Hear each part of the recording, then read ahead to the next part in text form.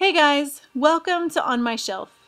Today I'm talking about the endless possibilities of writing what you know.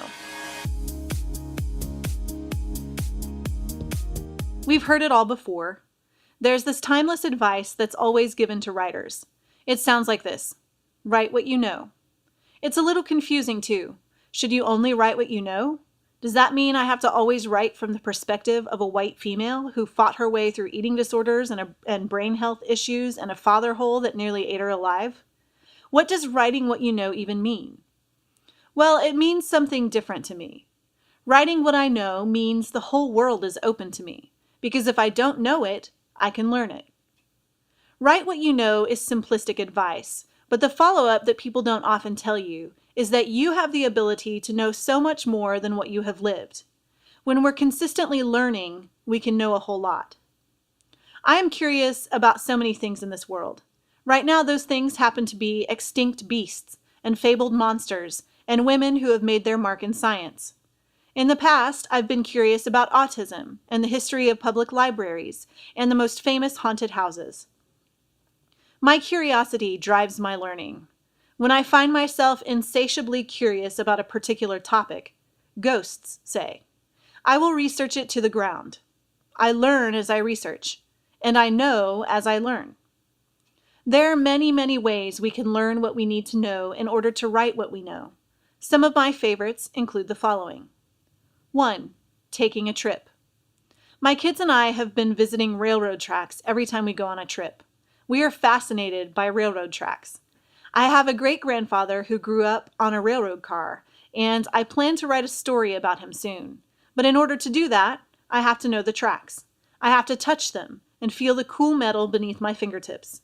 I have to walk their uneven path.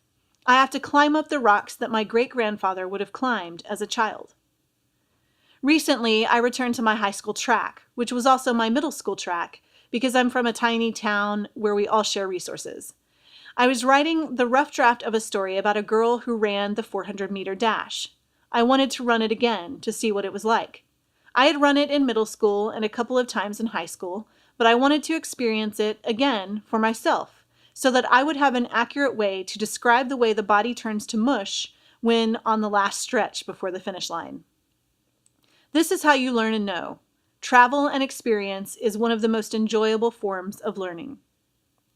2. Talking to people. This may stem from my past in journalism, but I absolutely love sitting across the table from another person, listening to their story. I love collecting information from the interesting people I meet. I enjoy hearing about history from a person who has actually lived it. In college, I did an oral history of a Vietnam veteran, and it was one of the most enjoyable projects I've ever done.